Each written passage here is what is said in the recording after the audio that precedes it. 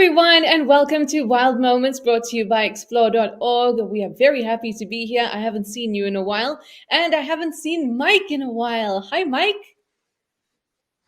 Hey everyone, hey Trishella. Thanks for inviting me back. Oh, we love having you, but you knew that. How are you doing? What have you been up to? How have the bears been?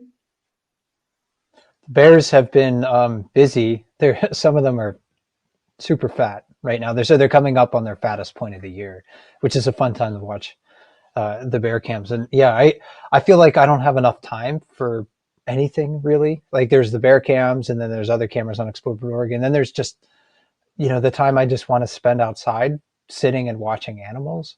Uh, Yeah. there's not enough time.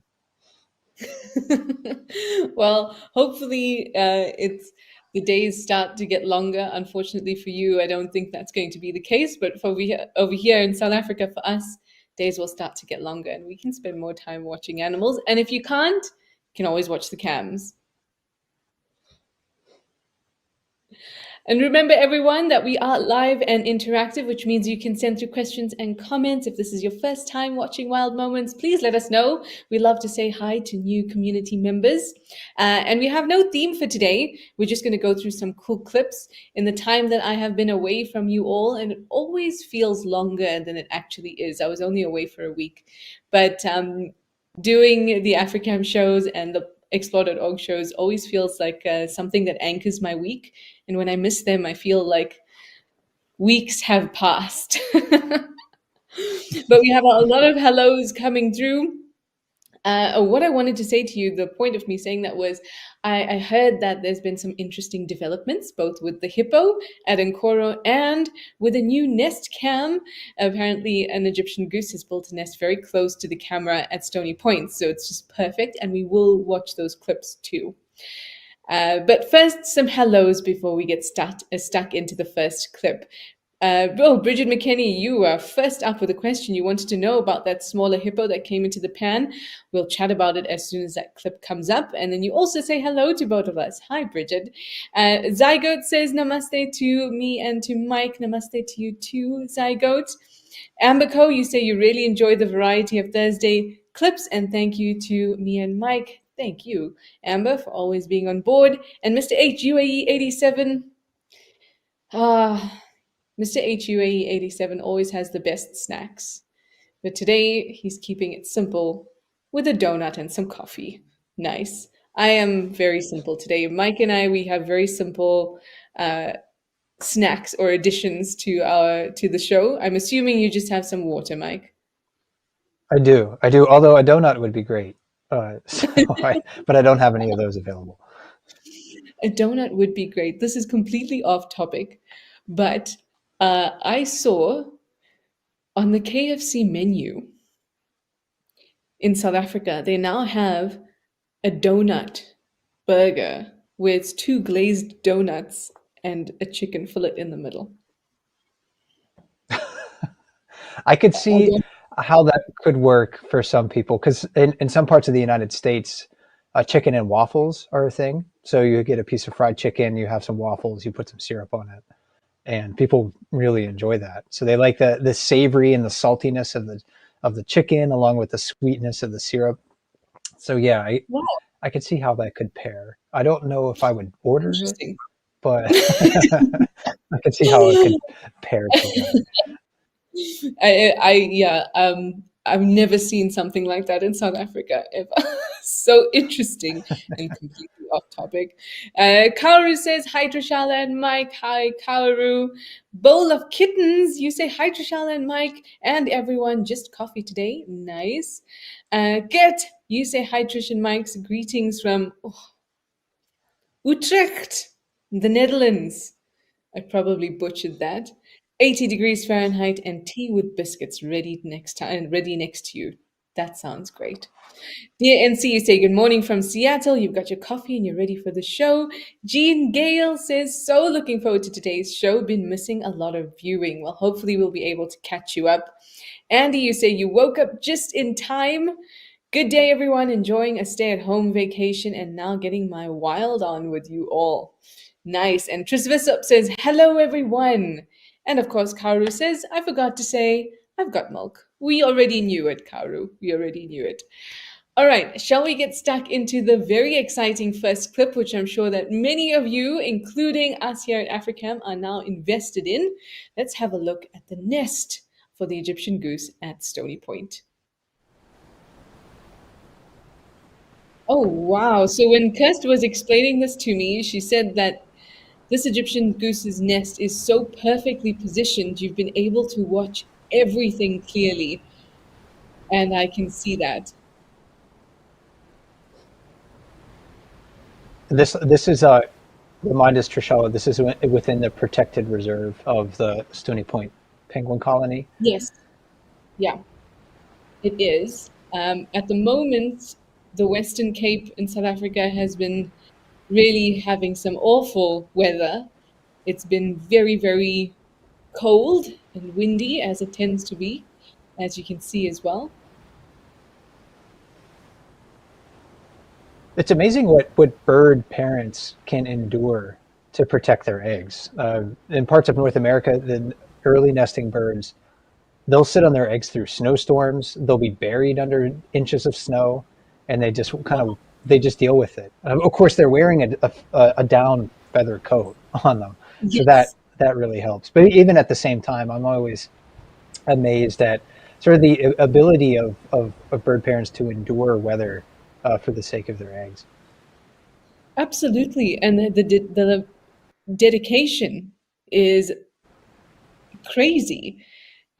We've had lapwings as well, where the eggs had been flooded and basically absolutely cold, but they were still dedicated to sitting on them. And here you can see that she's covered her eggs with down before she left out to go forage. And I'm actually And that's amazed at how. Sorry, go ahead, Mike. sorry. Yeah, I was just going to say with geese in North America, that's a common tactic too. They if they need to go and have a drink of water, for instance, or they need to forage for just to cover their eggs, and then I was reading with Egyptian geese, just like they're not in the same genus as Canada geese, which is maybe the most common goose species in North America, but like the males, they're the sentinels. They are out there, they're watching, they're on guard, they're looking for any threats, and then the females are doing the incubation. And it seems like it's a very similar dynamic I was reading with Egyptian geese. Yeah, absolutely, 100%. Same thing. It's the female that builds the nest most of the time, and the male is making sure that no others are coming into their territory and acting as sentries. But Egyptian geese are actually not geese from a biological perspective. They're actually more closely related to shell ducks. And why they were actually called geese, no one's quite sure. But they, in Oh, appearance, interesting. Okay, they look right. like geese or geese-like, and they sound like geese. So maybe that's what influenced the common name. But they actually aren't phylogenetically related to geese, or they're not in the same group as geese, which I found really interesting. But they're also not shell ducks. They're just more closely related to shell ducks than they are to actually geese. But you're 100% right. They have a very similar strategy to what you just said with Canada geese. So I'm assuming that all of you are really looking forward to what might happen here. So Egyptian geese will incubate their eggs for about 28 to 30 days. And from what I understand, the first time you saw the eggs was about last week. So you have about 4 weeks or 3 or 4 weeks to go, and then hopefully you'll be able to see a few goslings. Um, and Kirst also told me there were 3 eggs. Now that's a little unusual. They can have many, many eggs, but sorry, this dog is. I hope you can't hear this dog barking in the background. Maybe you can, but they I can have hear, but it's not that loud. it's not bad. Okay, because I don't know that dog bark. So we're hoping. So Egyptian geese tend to have quite a few chicks at the same time, and so they end up like I've seen them with 7 or 8 chicks following behind them. And what ends up happening is a lot of them don't make it. So maybe 3 chicks might be a really manageable number, and maybe all will make it, but we'll just have to wait and see. And I hope that the Western Cape cold is not too bad for those eggs. Mindy Tillapau, you say joining late. Is that Trishala and Micah here? Yay! It is the dynamic duo. Um, Tris Visop, you say at least the goslings won't need to jump from the tree. Yes, they can just be coaxed close to the water. But I think it'll still be very interesting to watch how she's done this, because essentially she's nesting on the beach, and that's not something I'm used to with Egyptian geese. Normally they'll nest in trees, like take over the nests of hammerkops or other disused nests. They will also nest on the ground, and they make a kind of little scrape and then fill it with sticks. But I haven't seen an Egyptian goose nesting on the beach. However, in that exact place, I have seen an Egyptian goose family. And I, at the time, was visiting like every day for about 2 months. And so I saw them when they were little, and they did really well. They had about 5 chicks that were sub-adults by the time that I stopped coming so regularly. So, and like you pointed out, Mike, it's in a protected area. So maybe they do a lot better there than they would outside. And Um, with that species too, I was reading they're very common across Africa, and a lot of the species that seem to be doing really well in the world right now happen to be animals that are sort of generalists in their habitats, because humans have, we're mucking around with habitats everywhere basically, and we cause a lot of disturbance. We cause a lot of edge habitats. yeah. So if you were an animal like a bird, for like an Egyptian goose, or in North America, maybe a Canada goose that really loves those sort of habitats, then you might be able to do really well. It's sort of an accident just of natural history and evolution. But if you have those adaptations to live in those environments, then yeah, you can take advantage of the situation, and we see that over and over again with animals that have sort of a generalist in their habitat needs. Yeah, there's a lot of animals that, when we think about animals and the way that they exist, very few of them are existing on the extremes of what their body can handle. And there's always a little bit of play. But for some animals, as environments start to change, they could actually change that to benefit certain species. And like you see it, like you say, in the urban areas, Egyptian goose are just everywhere. Hardy does as well. Particularly birds are just with urban environments, parks, golf courses, things like that. They do really, really well. Jana Rice, you say, yeah, Canadian geese are mean as heck when they're nesting. Can you tell us about that, Mike? Well, they can be, yeah. If they, yeah, again, if they're, especially if they're like a pair that's habituated to the presence of people, they can be quite defensive around their nest, and they do like habits that humans create, like city parks, for instance. If you have a pond and you have a mowed lawn that's maintained, there's probably not a lot of predators around. It's like there's a lot of people around. You've created perfect goose habitat, and sometimes people get really upset at the number of geese. But at the same time, I think we just have to point the finger at ourselves, because who Yeah. made that? We did. So if there wasn't a maintained lawn, there'd be probably far fewer geese in that area. If there was a more natural suite of predators that would normally inhabit that area, then there would be fewer geese as well. So I look at geese in those situations as just doing, they're surviving in the only way that they know how, and they're taking advantage of a situation that we ended up creating for them. So again, more power to them, I think, in those situations. Yeah, absolutely. Why punish a species for doing well in an environment that we changed?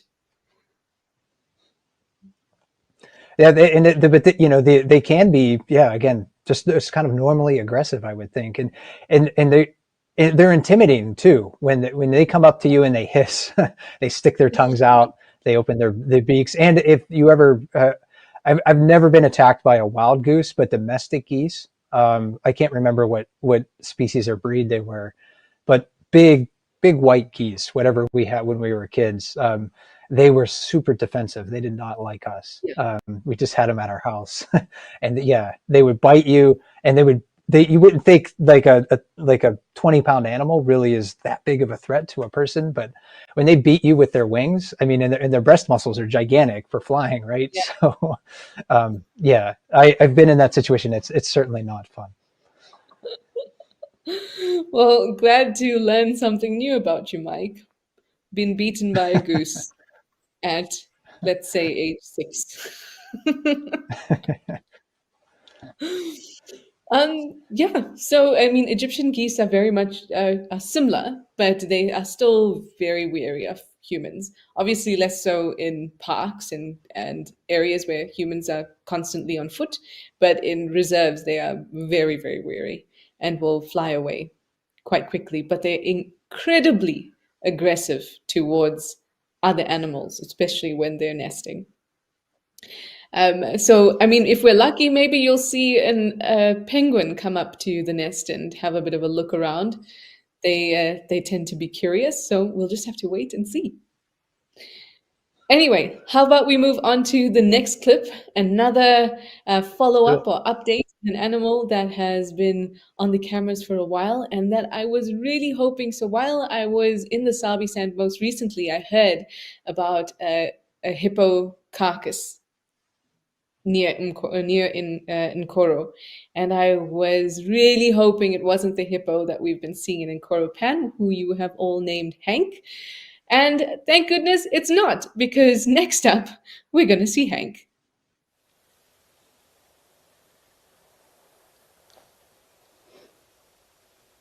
And Okay, so Hank has Hank's a an apparent companion now. yes.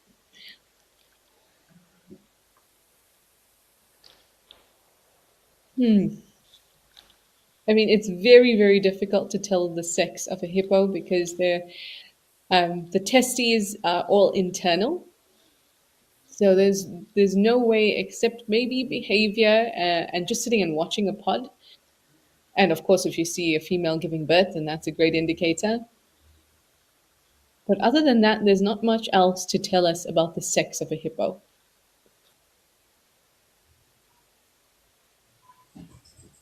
Oh, this one, this one does look quite young. You can see that its head is not massive yet. It's still quite proportional to the rest of the body.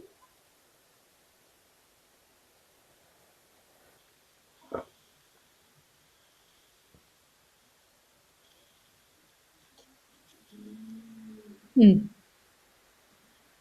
Now that's Hank in the middle there, staring at this younger hippo.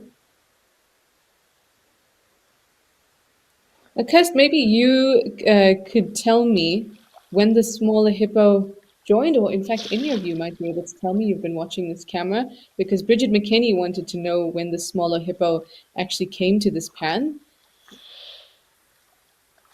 Ah, so Kirst tells me on Monday. So things are still pretty new.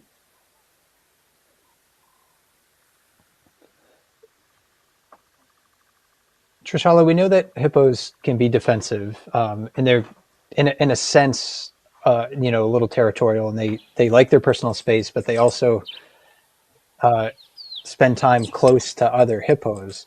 So, does it surprise you to see sort of this dynamic playing out between, perhaps what looks appears to be like Hank, an older male, and maybe a younger, perhaps female, hanging out in the water? Did the female really need to tiptoe around this big guy before she tried to establish maybe a temporary residence? I'm not convinced that that is a female. It's just a gut Okay. feeling. Okay. Um, So females would stay within their pod. I mean, they can move around as well, Okay. but they're more likely to stay within their pod because they're already protected in that area, right? But they can and will disperse if they need to. But it's if I see a young hippo like this moving around, my gut tells me it's a male. And that's because That he'll makes be sense. kicked out of his pod pretty early. And so I'm wondering if maybe because of Hank's condition, he is more accepting towards this younger male, if it is a male, than he would be if he actually could defend his territory. Now, if it was a female, I'd think, oh, that's typical because a female would come in to that pan and into his territory, and he wouldn't have a problem with it. But something doesn't feel like it's a female. I don't know what it is. But you know, our brains are constantly collecting information, whether we're aware of it or not. So maybe it's just something that I've come across in the past that's making me feel that way. And I know a lot of people are hoping that Hank seems, it seems like he's, ill or injured for whatever reason, or maybe he's just, suffering from the ailments of old age and the rigors of, a life in the wild. I know a lot of people are hoping that, he'll show, some recovery in his health soon. But this seems, is in your opinion, is this, kind of typical for maybe for older hippos? They just tend to show, kind of thinness in their bodies. Maybe their movements are slower. And of course, predators are always looking for vulnerability in animals like that as well. So, sometimes animals don't die. A lot of times they don't die of old age. It's just a matter of, hey, being vulnerable in the wrong place at the wrong time. And a hungry animal takes advantage of that. Yeah, absolutely. And I think with Hank, I don't know if he's an old hip, if it's just him being old. He is obviously big and he Mm-hmm. looks like sunken. And if you saw when the Hammerkop was walking on him, you could see the softness of his body. Can you see, like almost like it's Oh walking on a yeah, little bit of you a, can see that. yeah. And so for me, that's deterioration. Normally, a hippo is quite firm, and it's not just fat underneath it. It's like a barrel full of muscle. So he's definitely deteriorated more than I've ever seen in a hippo. And I wonder if maybe I know he does go out to forage in the evenings, but maybe he spends a lot of time in the water like this because it draws less attention to his ailments to other predators. Because we also know he kind of has a limp, so if he's walking, that's going to be an obvious thing. Um, and I haven't seen many hippos that I can certainly say are very old. And so I'm just basing it on the fact that he is vulnerable as opposed to him being old. And that vulnerability making him a little bit softer towards the other hippo. But I think it's a matter of wait and see.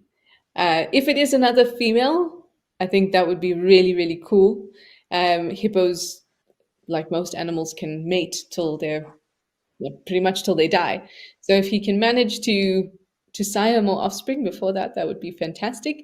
And if not, he has a companion, which I think does mean something to animals that are usually in groups and are not because of vulnerability or old age.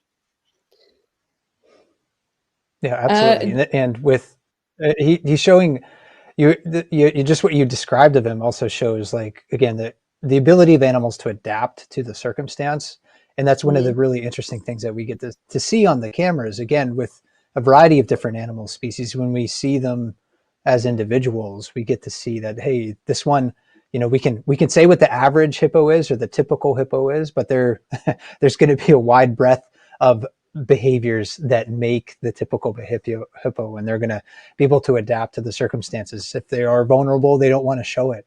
And I think a lot of Yeah, times animals realize that, hey, I can't show weakness in these situations. Even if I don't think anyone's watching, I have to be on top of my game. yeah, absolutely. I really like that, Mike. Like the cams really give us the opportunity to look at individuals and to learn differently. Because when we learn and we read, we're often reading about averages, but not. about specific individuals. And when we look at specific individuals reacting to particular situations or having to adapt to new situations, new surroundings, that's when you can really learn. I mean, it's the same thing like with people, right? Or when you're learning about yourself. If you're just sitting at home the whole day, you're not really going to learn anything about yourself. But when you put yourself in such certain situations or put people in certain situations, you learn a lot more about them or yourself. And I think it's the same with animals. Andy, you would like to know maybe the small one was the offspring of the one that was found dead. Interesting. Interesting. And that links to, oh, maybe your name is Yana. I've been saying Jana. I'm sure you can correct me. Yana, um, you say, would the hippos take an orphan as its own? So, two things there. A male hippo is unlikely to take an orphan because it can't offer that orphan anything, and vice versa. So that's unlikely to happen in the sense of what the word orphan means, or taking in an orphan means, is to parent it. So it's unlikely to happen like that.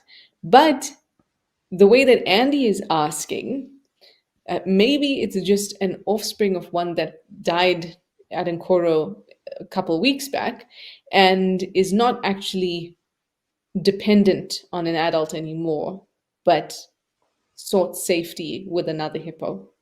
It could be.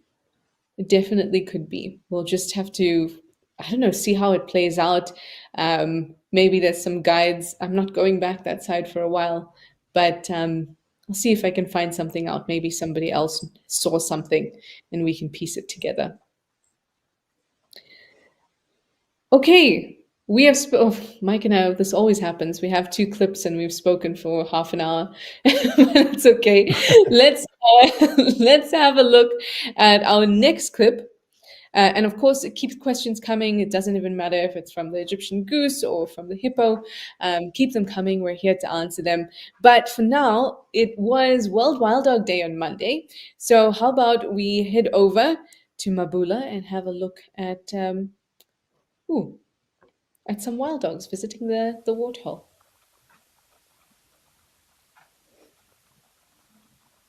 Now, whenever we have these, or there are these worldwide animal days or environment days, I like it because it allows us to draw our attention to specific species.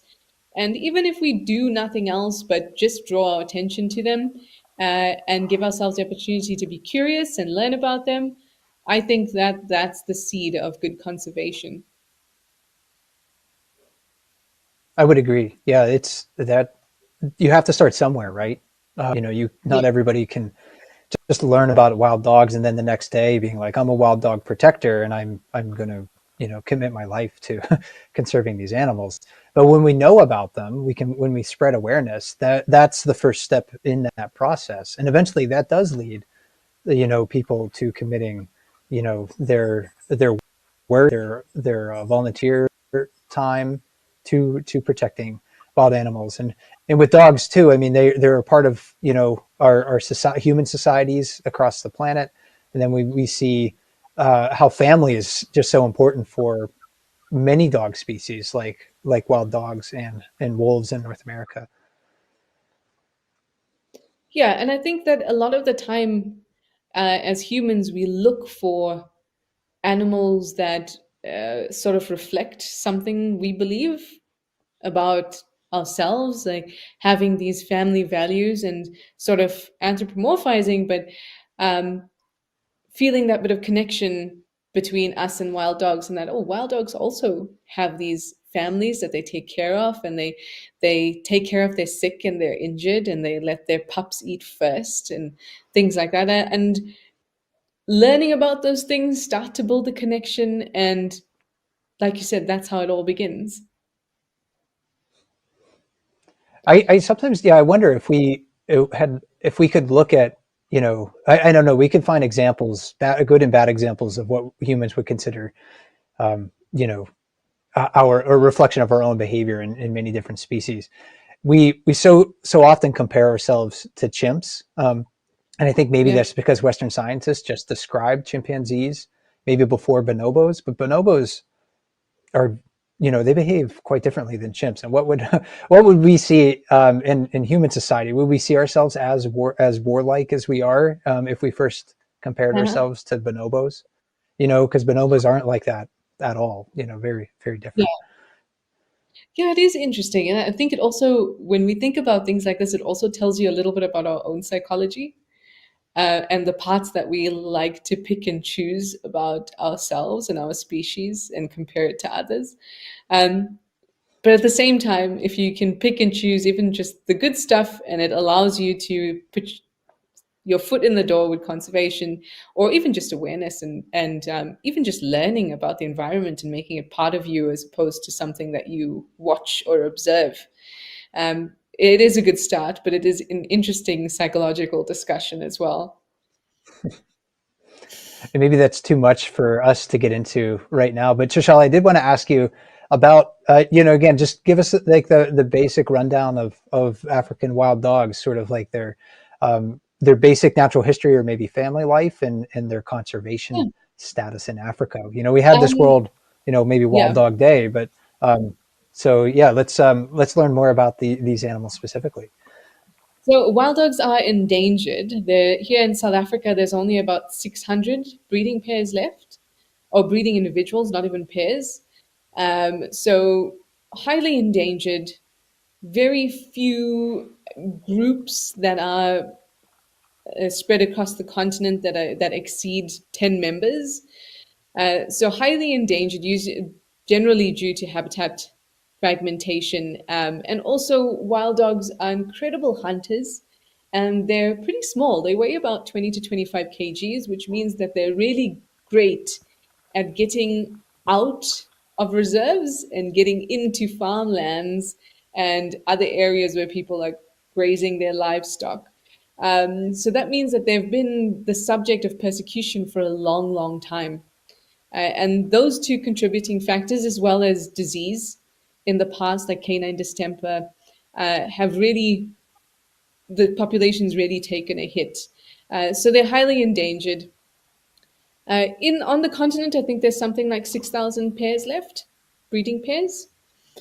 And then I say breeding pairs because you get an alpha pair with wild dogs, and then they are the only ones that breed. Quite interestingly, and it's something I haven't been able to fully understand, but beta pairs may breed, but if they do, the alpha female is likely, can, not always, kill the pups of the beta.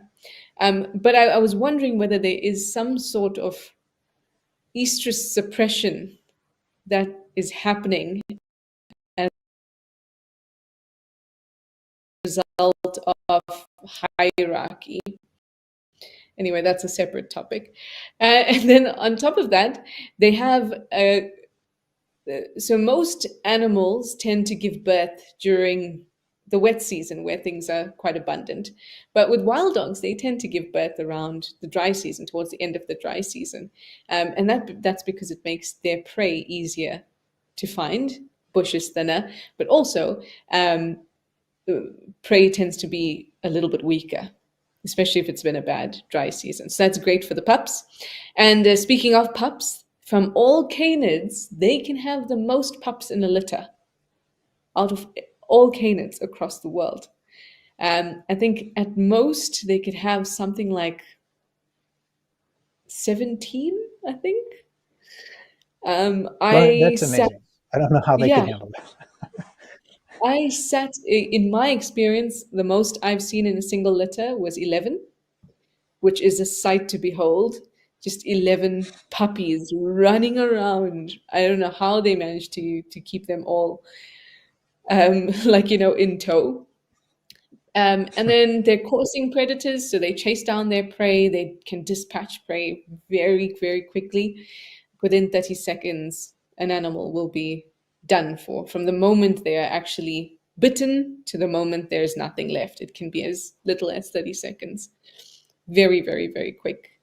Yeah, I think that's my basic rundown of them. extremely athletic, amazing call that sort of sounds to me like a. I'll try and make it. It goes oh, oh, oh, oh, like that. That's their contact call. Yeah. Kaoru, you say that's it? Only 600, yeah, it's like 620 or something wild dogs in South Africa. Yep, that's it. You wouldn't say so from the amount of wild dogs we see on the cameras. But yeah, that's it. That's it. And wild dogs are also not territorial. They have home ranges that they move through. Um, yeah, they're amazing animals. And I think sometimes, even though we are used to using the word wild dog because it's what we grew up calling these animals, but I think sometimes, especially if you're new to African wildlife and you hear wild dog, it just sounds like it's a feral dog. But in fact, it is Lycaon pictus. So it's uh, also known as a painted wolf, which I think is nicer because it draws us away from feral dog territory, but I still can't get used to saying it because I'm so used to saying wild dog and knowing exactly what it is. Hmm. Yeah. And then the other interesting thing that I was saying to Mike earlier, because we were kind of chatting about canid relationships. And so canids first evolved in the Americas and then moved elsewhere in the world. And in fact, the canids also have tribes, just like antelope have tribes, and the tribe in which wild dogs fall into is called canina, and it's the same tribe with wolves and jackals. So that tribe is known as the wolf-like canids. And I thought that was really interesting because I haven't delved into canid phylogenetic relationships as much as I would have liked to. Neither have And I, that, but I did learn something today from that from that little yeah, tidbit. So yeah, thanks for that. yeah. I think that it was a good call, Mike, to give like a wild dog refresher in honor of World Wild Dog Day on Monday. Uh, thank you very much, Jana. Jana has taught me that it's a J is a J and not a Y. Thank you, Jana Rice. And then Mindy Tilapau, you say, and I think this is a great one to wrap on. You say, that's why I say book learning is great, but I would take experience any day. You're absolutely right. We get to learn about individuals, we get to learn about even individual packs of wild dogs. All those things are really important. And I think those things are the legacy of the cameras. You learn something as a viewer and then you share what you learn. And we all just become a little bit more knowledgeable about the wild spaces and the wild animals. Anything to add before we say goodbye, Mike?